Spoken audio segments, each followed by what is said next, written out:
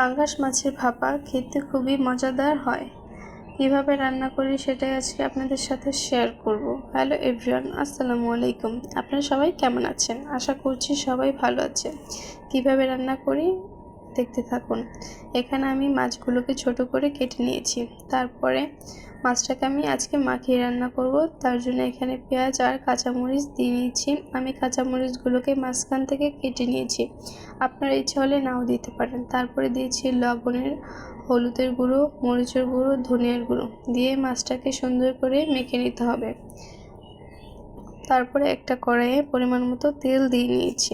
আমি এখানে সরিষার তেল দিয়েছি, আপনার ইচ্ছা হলে সয়াবিন তেলও দিতে পারেন।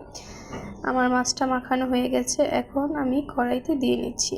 এইভাবে পাঙ্গাস মাছ রান্না করা হয়, তার জন্য এই রান্নাটার নাম দেওয়া হয়েছে পাঙ্গাস মাছের ভাপা। এইভাবে কে কে রান্না করে খেয়েছেন অবশ্যই কমেন্টে বলে যাবেন।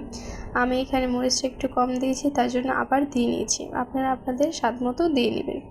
এখন মাছটাকে সুন্দর করে কষিয়ে নিতে হবে। দেখুন মাছটা প্রায় হয়ে গেছে, একটু পরে নামিয়ে দিব।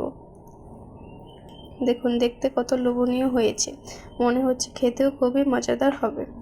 তারপরে আমি একটা প্লেটে ভাত আর পাঙ্গাস মাছের ভাপাটা নিয়ে নিয়েছি। গরম ভাতের সাথে খেতে খুবই মজা লাগে। এখানে মাছটা নিয়েছি, খেতে খুবই মজা হয়েছে। কেমন হয়েছে অবশ্যই কমেন্টে বলে যাবেন।